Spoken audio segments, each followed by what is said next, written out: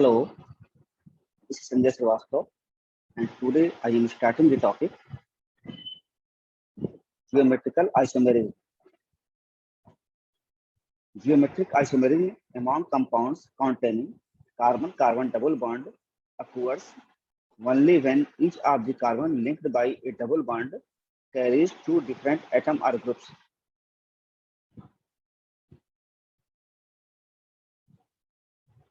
Geometrical isomerism जो show होता है वह कार्बन कार्बन डबल बॉन्ड के बीच शो होता है। इसमें दो तरह के कंपाउंड बनते हैं, सिस और ट्रांस जियोमेट्रिकल आइसोमेरिज्म। इसका जो एक एग्जांपल है वह है 2-ब्यूटीन।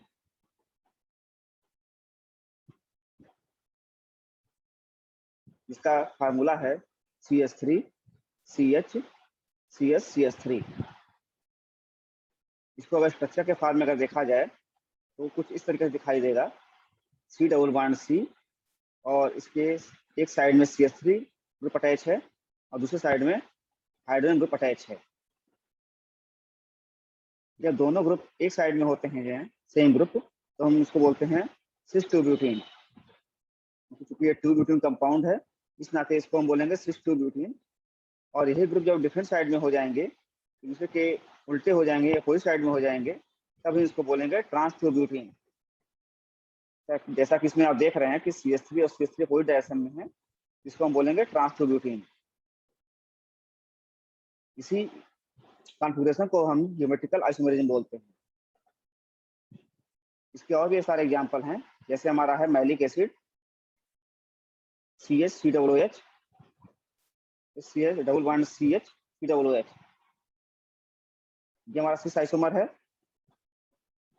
इसका मेल्टिंग पॉइंट 130 डिग्री सेंटीग्रेड है। दूसरा मेरा क्या है, फ्यूमेरिक एसिड है, जो ट्रांस आइसोमर है। इसमें COOH ग्रुप अपोजिट डायरेक्शन में है, डबल बॉन्ड C के लिए, और इसका मेल्टिंग पॉइंट 287 डिग्री सेंटीग्रेड है। मतलब ट्रांस आइसोमर का जो मेल्टिंग पॉइंट है वो सिस आइसोमर से ज्यादा है। दूसरा यहाँ पर अगर हम देखते हैं वो है आइसोप्रोटोनिक acid CH3 double bond CH3OH। इसका मेल्टिंग पॉइंट 15 डिग्री सेंटीग्रेड है। ये सिस आइसोमर है। फिर इसके अपोजिट डायरेक्शन देखते हैं कि CH3 डबल ग्रुप जो है अपोजिट डायरेक्शन में है। ये हमारा हो गया प्रोटोनिक एसिड, इसको हम ट्रांस आइसोमर बोलते हैं, और इसका मेल्टिंग पॉइंट 133 डिग्री सेंटीग्रेड है। नेक्स्ट एग्जांपल है एलोसिनेमिक एसिड, ये सिस फॉर्म में है, क्योंकि लोअर मॉलिक्यूलर वेट वाले कंपाउंड एक साइड में है। इसका मेल्टिंग पॉइंट 68 डिग्री सेंटीग्रेड है। इसी का अपोजिट सिनेमिक एसिड होता है, जो ट्रांस आइसोमर है। इसमें क्या है, हाई मॉलिक्यूलर वेट वाले कंपाउंड एक दूसरे के अपोजिट डायरेक्शन में है, या लो मॉलिक्यूलर वेट वाले कंपाउंड दूसरे के अपोजिट डायरेक्शन में है। इसका मेल्टिंग पॉइंट होता है 133 डिग्री सेंटीग्रेड। फिर है ओलिक एसिड, इसी आइसोमर है। इसमें लो मॉलिक्यूलर वेट वाले कंपाउंड सेम साइड में है और हाई मॉलिक्यूलर वेट वाले कंपाउंड एक साइड में है। लेकिन ट्रांस फॉर्म में क्या होता है, ये दोनों से के अपोजिट हो जाते हैं। जैसे एग्जांपल क्या है इसका, इलाइडिक एसिड, इसका मेल्टिंग पॉइंट है 44 डिग्री सेंटीग्रेड और सिस का मेल्टिंग पॉइंट है 14 डिग्री सेंटीग्रेड। दूसरा एग्जांपल इसका है 1,2-डाइक्लोरोइथीन, इसी आइसोमर है। इसका बॉइलिंग पॉइंट है 60 डिग्री सेंटीग्रेड और मेल्टिंग पॉइंट है -80 डिग्री सेंटीग्रेड। जबकि 1,2-डाइक्लोरोइथीन ट्रांस में अगर देखा जाए, क्योंकि यहाँ ClCl अपोजिट डायरेक्शन में हो गए हैं और यहाँ ClCl सेम साइड में है, इसको सिस आइसोमर बोला जा रहा है, और अपोजिट डायरेक्शन की वजह से ट्रांस आइसोमर हो गया। यहाँ पे बॉइलिंग पॉइंट 48 डिग्री सेंटीग्रेड है और मेल्टिंग पॉइंट -50 डिग्री सेंटीग्रेड है, जो कि सिस आइसोमर के कंपेयर में ज्यादा है। अब इसकी प्रॉपर्टी देखते हैं।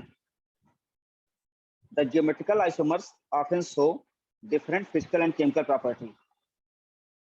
जियोमेट्रिकल आइसोमर क्या होते हैं, वो physical property chemical property show करते हैं जो दूसरे से डिफरेंस होते हैं।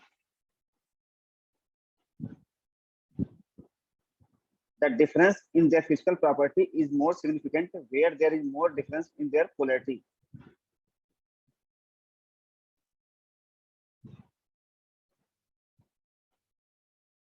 इनके फिजिकल प्रॉपर्टी में एक सिग्निफिकेंट फीचर देखने को मिलता है जो इनके पोलैरिटी की वजह से होता है।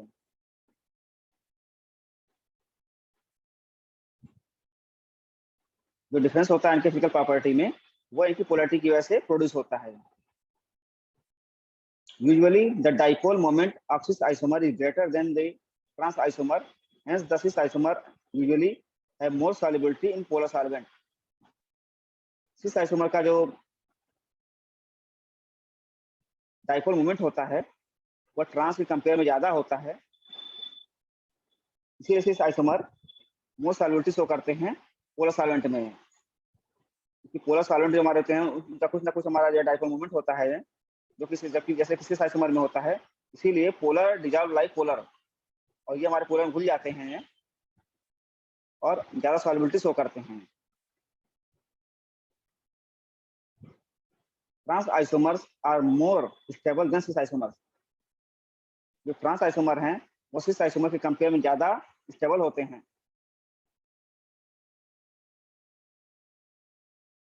अब हम देखते हैं geometrical isomerism in nitrogen compounds. Geometrical isomerism due to restricted rotation around C double bond N bond. The important class of compound exhibiting geometrical isomerism due to C double bond N bonds are oximes, hydrazones, semicarbazones. इसका example देखते हैं। In aldoxim, any oxime derived from an aldehyde, कोई भी oxygen aldehyde से divide हो रहा है अगर जो है उसको बोलेंगे एल्डोक्सिम। जनरल फार्मूला होता है इसका RCH double bond NOH। When hydrogen and hydroxyl group are on the same side, the isomer is known as syn analogous to cis, and when the group are on the opposite side, the isomer is known as anti analogous to trans। यहाँ क्या लिखा हुआ है? When hydrogen and hydroxyl group are on the same side, जैसे यहाँ पर hydrogen है और OH ग्रुप यहाँ सेम साइड है, इसको हम सिन बोलेंगे जो। अगर ये डिफरेंट साइड में हो जाते हैं जो तो उसको ट्रांस बोलेंगे। ये हमारा क्या होगा? सिन बेंजल डॉक्सिन, और ये हमारा हो गया anti benzyl डॉक्सिन।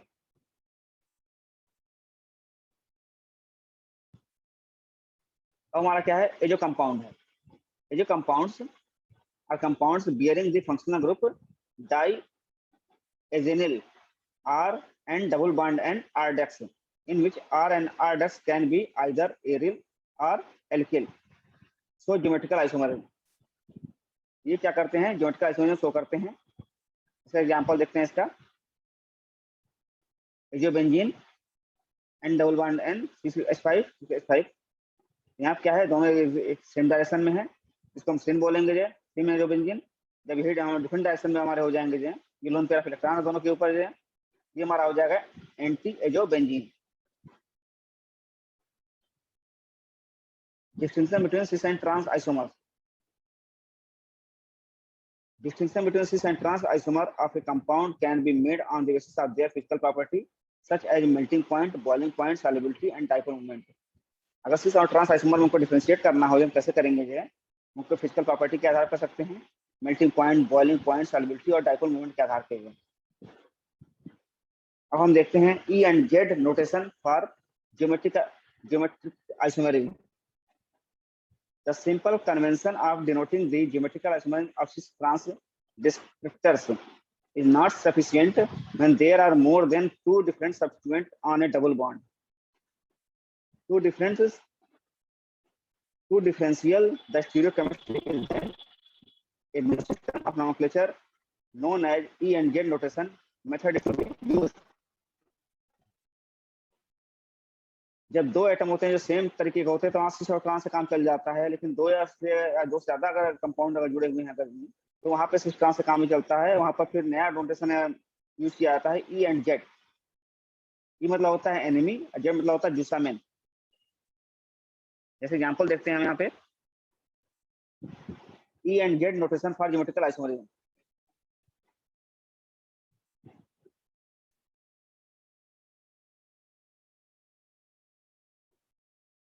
According to this method, if the groups with higher priority are present on the opposite side of the double bond, the isomer is denoted by E, where E is Entgegen, the German word for opposite, or E is equal to enemy.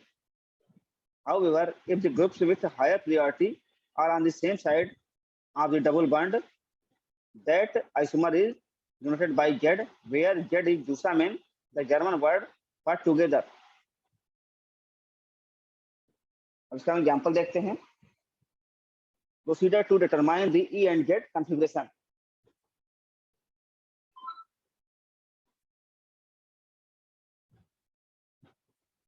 First, we determine the high priority group on each end of the double bond.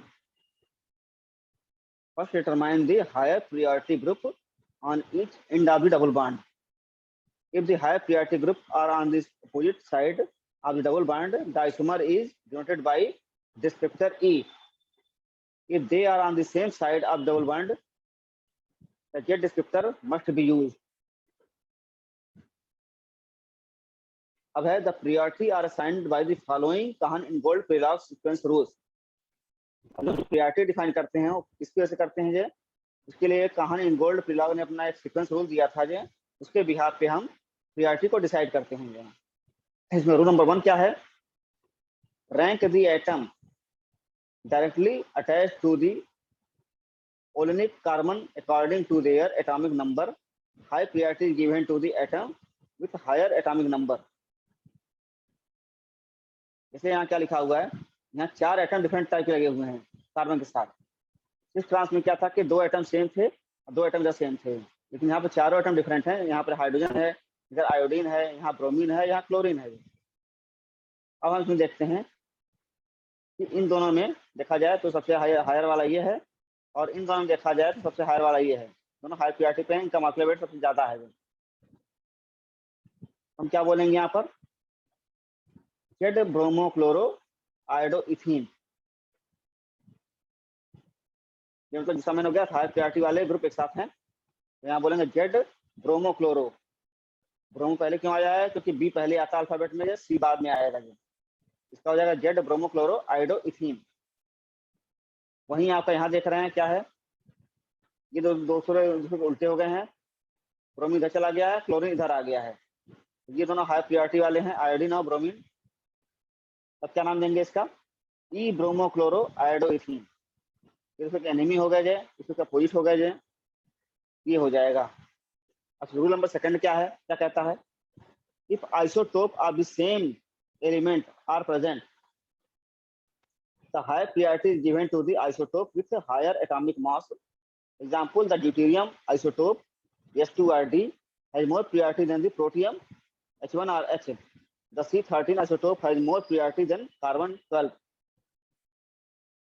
अब यहाँ देख रहे हैं इधर hydrogen लगा हुआ है और यहाँ पे ड्यूटेरियम लगा हुआ है, इधर मिथाइल ग्रुप लगा हुआ है, हाइड्रोजन लगा हुआ है. ये हमारा क्या हो जाएगा? ड्यूटेरियम जो है ये हमारा मोस्ट प्रायोरिटी हो जाएगा.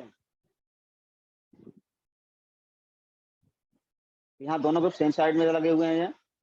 हाई मॉलिक्यूलर वेट वाले CH3 और ये हो जाएगा जेड आइसोमर. और यहाँ उसके अपोजिट हो गए, यहाँ पर इधर साइड में ये हो जाएगा ई आइसोमर हो जाएगा, एनिमी या एंटजन. हाई मॉलिक्यूलर वेट हो गया, हाई मॉलिक्यूलर हो गया, उसके अपोजिट डायरेक्शन में है. यहाँ पे क्या है? सेम डायरेक्शन में है. ये हमारा जेड आइसोमर हो गया और ये हमारा ई आइसोमर हो गया. दोनों हाई मॉलिक्यूलर वेट जो सेम साइड में है, तो इसके लिए हम क्या वर्ड यूज करते हैं? जेड आइसोमर मतलब जुसामेन, एक साथ होता है, टुगेदर. और यहाँ पे क्या यूज करेंगे? इंटरजन या एनिमी, के दूसरे के कोई डायरेक्शन में है. ये दोनों हाई मॉलिक्यूलर वेट कंपाउंड है और दूसरे क्या कोई डायरेक्शन में है. रूल नंबर 3 क्या बोलता है?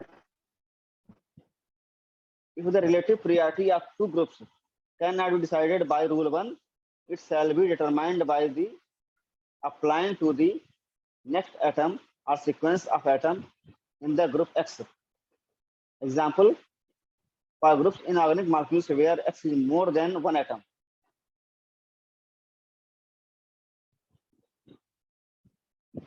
जैसे आप लिखा हुआ है CH2 CH2 CH3 CH2 CH2 CH2 CH3 CH3 greater than H. क्या मतलब हुआ यहाँ पर जो the relative priority of the two groups can now decided by rule 1। अगर रूल 1 से कोई डिसाइड नहीं हो पा रहा है, सिर्फ ग्रुप की प्रायोरिटी ऐसी है, तो यहाँ पर दूसरा नेक्स्ट एटम जो है sequence of atom group x के लिए अप्लाई किया जाता है।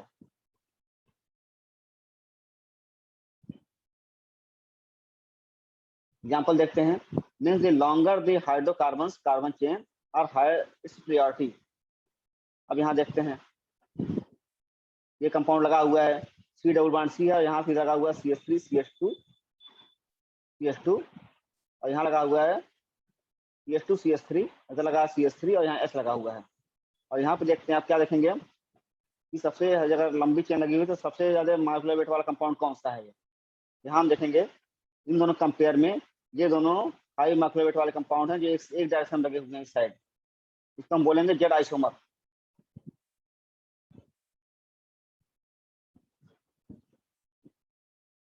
ये वाला कंपाउंड है, इस साइड में ये है और इस साइड में ये है CH3 है, कंपेयर में देखा जाएगा तो दोनों एक साइड में लगे हुए हैं। वहीं उसे कब अगर अब उल्टा हो गया, ये H ऊपर चला गया, CH3 नीचे आ गया, तो हाई मॉलिक्यूलर कंपाउंड उससे अपोजिट डायरेक्शन में होगा, तो यहाँ पर क्या बोलेंगे ई आइसोमर बोलेंगे। यहाँ पर हमको ऐसे नहीं लेना है, हमको ऐसे लेना है, तो 20 से डिवाइड करना है इस तरीके से। तो ये हमारा एक साइड हो गया और ये दूसरा हमारा साइड नीचे वाला हो गया। यहाँ पर CH3 और ये दोनों एक साथ में है, ये हमारा जेड आइसोमर हो गया और ये हमारा दूसरे के अपोजिट डायरेक्शन में है। यहाँ पर CH3 और CH2 ये हो गया ई आइसोमर। सेम कंडीशन यहाँ देखते हैं, CH3H और CH2Br CH2Cl और H लिखा हुआ है। अब यहाँ पर देखेंगे कौन सा प्रायोरिटी हाई होगी। यहाँ CH3 है और यहाँ पे CH2Br है, दोनों सेम साइड में है, ये जेड आइसोमर हो गए, दूसरा मेन हो गया।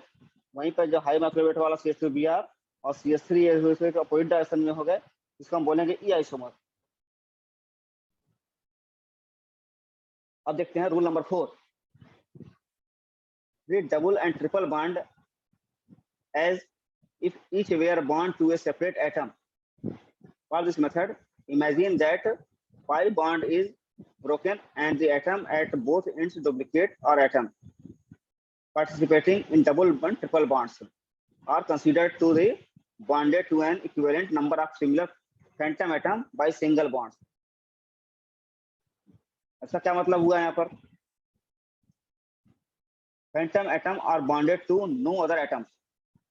फैंटम एटम जो होते हैं जो किसी और एटम से अटैच नहीं होते हैं। अब यहाँ क्या कह रहा है कि कहीं पे अगर डबल बॉन्ड ट्रिपल बॉन्ड है तो हम कैसे इसको डिफाइन करेंगे, यहाँ पर कौन हमारा ज्यादा है, इसको हम हाई प्रायोरिटी में लेंगे। जैसे एग्जाम्पल यहाँ देखते हैं, C डबल बॉन्ड C है और ये हो गया CH3 और ये हो गया C ट्रिपल बॉन्ड CH और यहाँ H हो गया, इधर होगा C डबल बॉन्ड CH2। तो हमारा क्या होगा, ये दोनों हाई प्रायोरिटी में होंगे, क्योंकि इस वाले कंडीशन में तो हमारा सबसे मॉलिक्यूलर वेट इसका हाई है। लेकिन यहाँ कैसे डिसाइड करेंगे, ये जो हमारा ट्रिपल बॉन्ड यहाँ लगा हुआ है, C ट्रिपल बॉन्ड C लिखा हुआ है, इस ट्रिपल बॉन्ड को हम ये 3 कार्बन मान लेंगे, इसको हम हटा देंगे और ये मान लेंगे 3 कार्बन है ये, तो C के साथ 3 कार्बन जुड़े हुए हैं हमारे। तो C ट्रिपल बॉन्ड C मतलब क्या हो गया, ये C हो गया एक, और इसके साथ 3 कार्बन और जुड़े हुए हैं इस तरीके से, तो मान लेंगे। और सेम यहाँ होगा, C डबल बॉन्ड CH2 लिखा हुआ है, तो हम क्या करेंगे, यहाँ C लिखा हुआ है और इन दोनों को मान लेंगे हम 2 कार्बन जुड़े हुए हैं, एक C की CH के साथ यहाँ पर एक हाइड्रोजन हो गया और 2 कार्बन और हो गए। क्योंकि यहाँ 3 कार्बन हो रहे हैं और यहाँ 2 ही कार्बन हो रहे हैं, तो ये मोस्ट प्रायोरिटी में आ जाएगा। ये हमारा जो ग्रुप होगा वो हाई प्रायोरिटी में होगा और ये हमारा लोअर प्रायोरिटी में होगा। तो दोनों हाई मॉलिक्यूलर वेट वाले कंपाउंड जो होंगे ये हाई प्रायोरिटी वाले हो जाएंगे। तो हम इसको क्या नाम देंगे, यहाँ पर जेड आइसोमर बोलेंगे। यहाँ अब क्या करेंगे, इसका उल्टा हो गया, ये नीचे आ गया और ये ऊपर चला गया, तो हाई प्रायोरिटी में कौन आ जाएगा, ये वाला नीचे वाला आ जाएगा। और यहाँ पे हाई प्रायोरिटी में पहले से है ये, तो हम क्या बोलेंगे, इसको बोलेंगे अपोजिट डायरेक्शन में आ गया, तो ये हो जाएगा ई आइसोमर।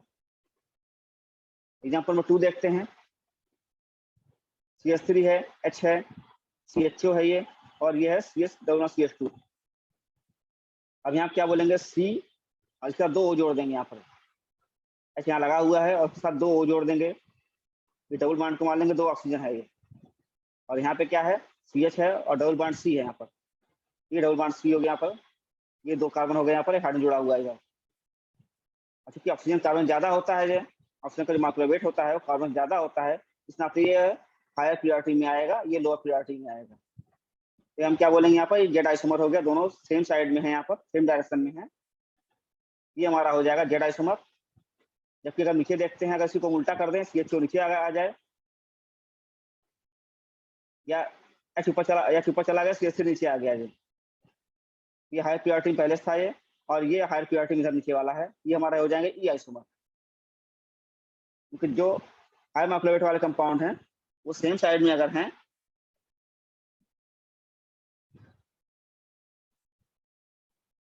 तो वो हमारा कहलाएंगे जेड आइसोमर, और अपोजिट डायरेक्शन में अगर हैं, उसके अपोजिट हैं, तो वो कराएंगे ई आइसोमर।